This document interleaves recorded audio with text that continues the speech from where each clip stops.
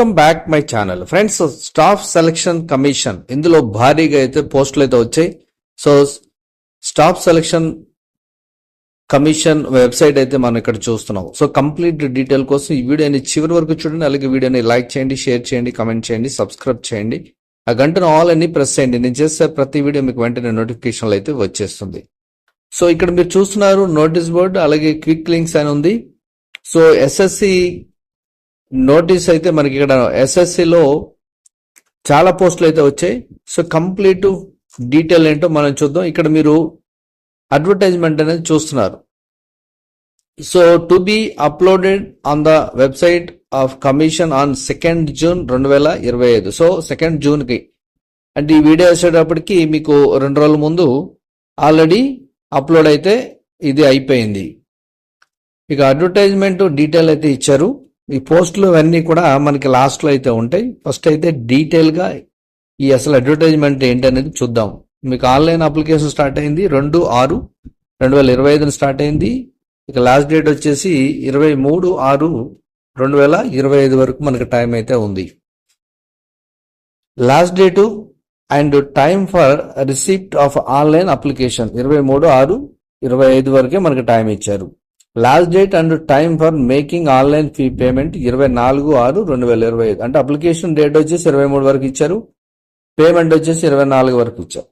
ఇక dates of window for application form correction including online payment 28/6/2025, 30/6/2025 3 రోజులు time ఇచ్చారు మనకి.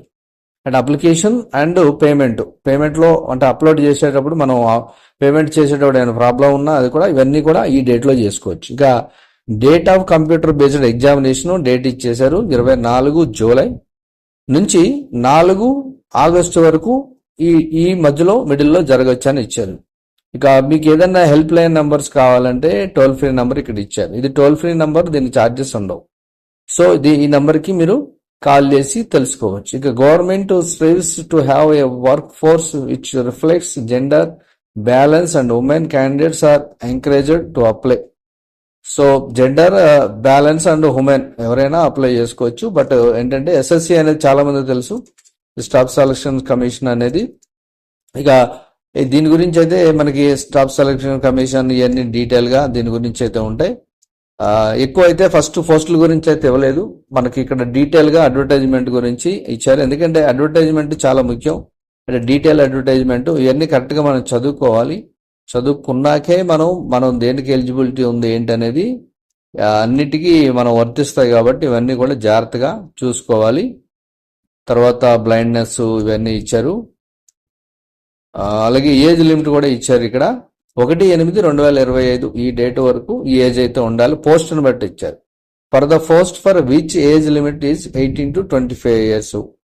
తర్వాత క్యాండిడేట్ బోర్న్ ఇయర్ కూడా ఇచ్చారు. ఈ బోర్న్ ఇయర్ ఇక్కడ నుంచి ఇక్కడికి ఉండాలని చెప్పి పోస్ట్ వైజ్ ఇచ్చారు. సో మరి ఈ పోస్ట్ వైజ్ అన్ని మనం డీటెయిల్ గా చూసుకోవచ్చు. ఈ ఏజ్ లిమిట్ లో మీరు ఉన్నారో లేదో చూసుకోవచ్చు. ఇక కేటగిరీ వచ్చి జనరల్ గా మనకి 3 years, 5 years, 10 years, 13 years, 15 years అనేది ఏజ్ రిలాక్సేషన్ అనేది కామన్ గా అప్పర్ ఏజ్ లిమిట్ అనేది ఉంటుంది. కాబట్టి అది ముందు ఇచ్చారు. ఎందుకంటే staff selection commission the detail గా మనకి అన్ని రూల్స్ అండ్ రెగ్యులేషన్ చాలా డీటెయిల్ గా ఉంటాయి. So process of certification and format of certifications ఎలా దీన్ని అప్లోడ్ చేయాలి అనేది ఇచ్చారు మనకి. సో దీన్ని జాగ్రత్తగా మనం చదువుకొని అప్లోడ్ చేసుకోవాలి. సో మనం డీటెయిల్ గా ఇవన్నీ కూడా చదువుకోవాలి. చదువుకున్నాకే అప్లోడ్ చేయాలి ప్రతిదీ కూడా. తర్వాత crucial date for essential qualification, EQ అంటే essential qualification and age limit అనేది మనం అడ్వర్టైజ్మెంట్ లో చూసుకోవచ్చు. అంటే మన ఇచ్చిన పోస్ట్ కోడ్స్ ఉంటాయి కదా, దాని ప్రకారం అయితే చూసుకోవచ్చు.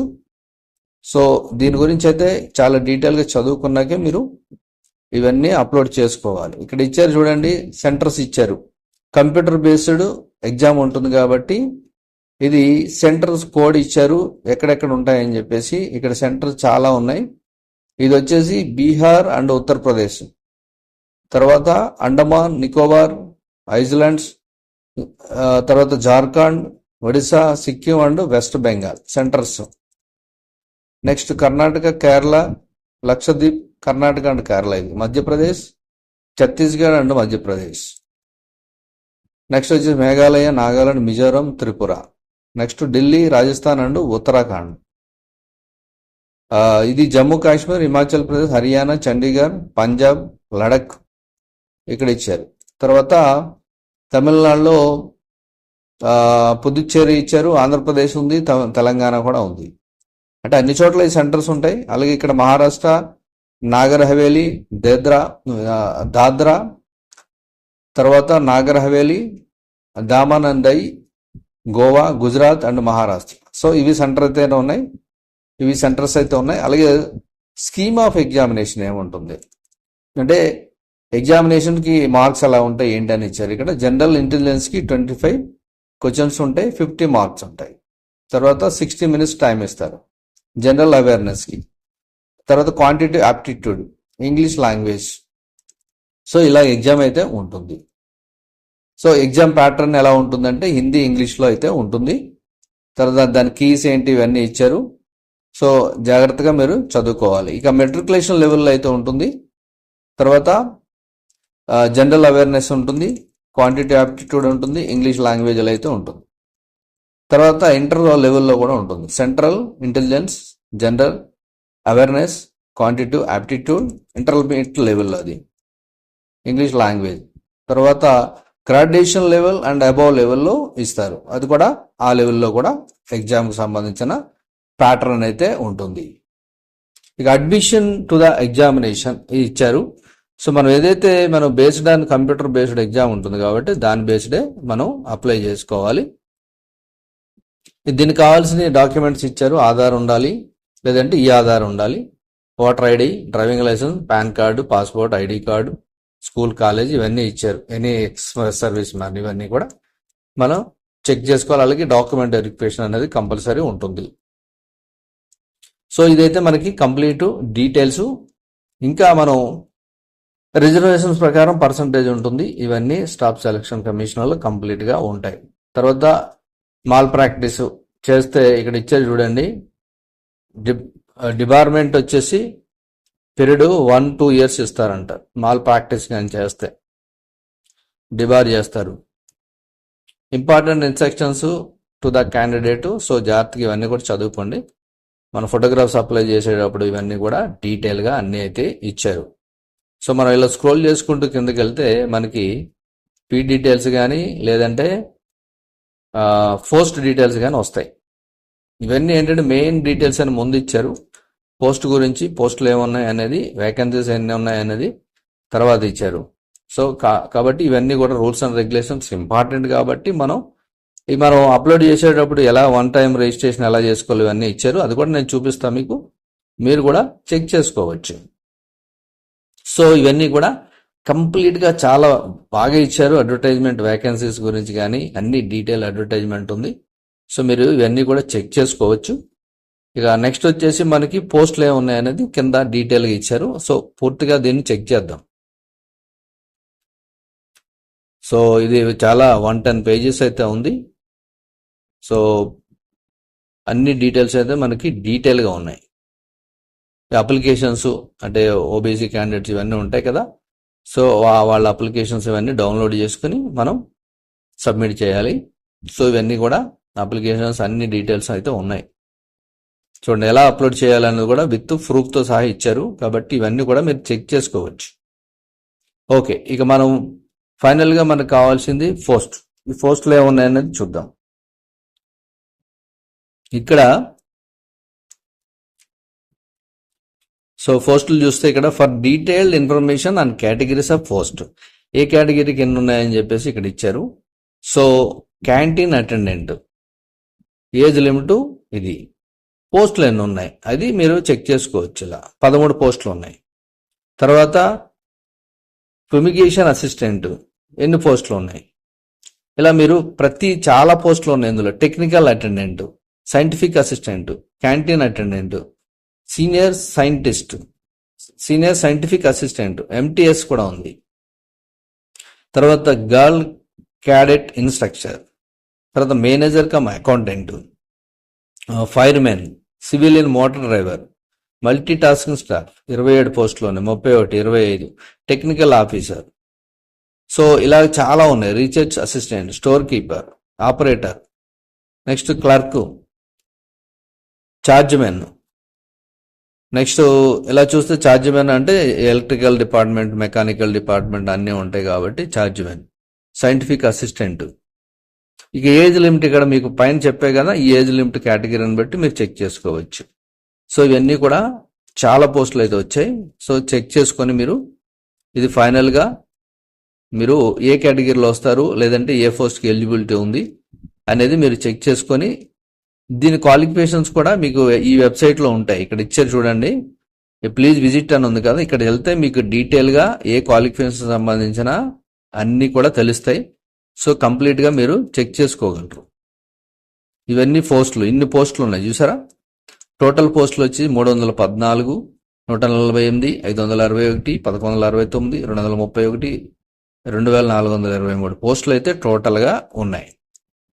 సో ఇవి కంప్లీట్ పోస్టులు.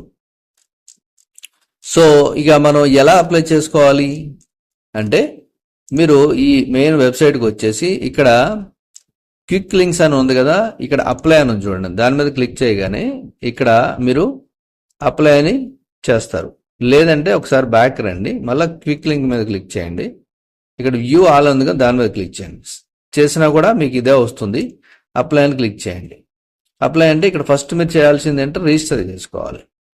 సో రిజిస్టర్ చేసుకుంటే తర్వాత ఇక్కడ ఇచ్చారు చూడండి, 1 టైం రిజిస్ట్రేషన్ అనేది మీకు వస్తుంది. పర్సనల్ డీటెయిల్స్ కంటిన్యూ చేయండి. దీన్ని తర్వాత పాస్వర్డ్, అడిషనల్ డీటెయిల్స్, డిక్లరేషన్ అన్నీ కూడా మీరు అన్ని డీటెయిల్ వచ్చేస్తాయి. First personal details. ఇక్కడ do you have Aadhaar card ఉంటే yes, enter Aadhaar card, verify Aadhaar card, ఇయర్ బ్యాన్ ఇస్తారు, సెండ్ ఓటీపీ వస్తుంది. సో ఇది మీరు కంప్లీట్గా కూడా కంటిన్యూ చేసుకోవచ్చు. అలాగే ఓటీపీ తర్వాత candidate name as per matriculation ప్రకారం, ఎస్ఎస్సి ప్రకారం వెరిఫై చేయమంటున్నారు. తర్వాత have you ever changed name, పేరు ఏమైనా మార్చుకున్నావా, మార్చుకుంటే పేరు, వెరిఫై న్యూ నేము, జెండర్, తర్వాత verify gender, date of birth. So అన్ని father name, verify father name అన్ని 2 ఉంటాయి. సో ఇదంతా కూడా మీరు ఫిల్ చేసుకుంటూ వచ్చేసి నెక్స్ట్ వచ్చి సేవ్ అండ్ నెక్స్ట్ అని చేస్తారు. చేసిన తర్వాత మీకు ఇక్కడ అబ్జర్వ్ చేస్తే ఇది అయిపోయిన తర్వాత పాస్వర్డ్ క్రియేషన్ వస్తుంది. న్యూ పాస్వర్డ్ తీసుకుంటారు. అడిషనల్ డీటెయిల్స్ ఇస్తారు. క్యాండిడేట్ డీటెయిల్స్, ఎడ్యుకేషన్ అని ఇస్తారు. డిక్లరేషన్, క్యాండిడేట్స్ డీటెయిల్, కన్ఫర్మేషన్ అని ఇస్తారు. సో ఇది మీరు ఒక్కసారి రిజిస్ట్రేషన్ చేసుకున్న తర్వాత నెక్స్ట్ వచ్చేసి మీరు లాగిన్ అవుతారు. అంటే ఫస్ట్ ఇవన్నీ చేయాలి. చేసిన తర్వాత ఇప్పుడు మీకు ఒక రిజిస్ట్రేషన్ నెంబర్ ఇస్తారు. తర్వాత మీ పాస్వర్డ్ ఏదైతే ఎస్ఎస్సి రిజిస్ట్రేషన్ పాస్వర్డ్ ఏదైతే ఉంటుందో అది పెట్టుకుంటారు కదా, అది. లేదంటే మీరు ఓన్గా ఎస్ఎస్సి అంటే దీనిది పాస్వర్డ్. ఎస్ఎస్సి అంటే 10th క్లాస్ కాదు. సో ఈ పాస్వర్డ్ ఏదైతే అది పెట్టుకొని తర్వాత ఇక్కడ మీరు క్యాప్చా ఇచ్చేసి లాగిన్ అయిన తర్వాత అప్పుడు పోస్ట్ కోడ్, మీ డాక్యుమెంట్స్ ఇవన్నీ కూడా అప్లై చేస్తారు. ఆన్లైన్ పేమెంట్ ఉంటే ఆన్లైన్ పేమెంట్ అన్నీ కూడా డీటెయిల్గా మీరు మొత్తం అడ్వర్టైజ్మెంట్ అనేది చదివి డీటెయిల్గా ఏ పోస్ట్కి ఎవరు ఎలిజిబిలిటీ ఉన్నారో అప్లై చేసుకోండి. ఎందుకంటే చిన్న పోస్టుల నుంచి పెద్ద పోస్టుల వరకు ఉన్నాయి. సో ఇందులో వచ్చేసి మీకు 10th క్లాస్ నుంచి అన్నీ ఉంటాయి. సో ఎవరైతే ఇంట్రెస్ట్ ఉన్నారో ఎస్ఎస్సి మీరు ఇమీడియట్లీ అప్లై చేసుకోండి. ఎవరైతే అప్లై చేసుకుంటున్నారో ఈ పోస్టులకి వాళ్ళకి ఆల్ ది బెస్ట్ చెప్తూ నెక్స్ట్ వీడియోలో కలుద్దాం. Thank you for watching.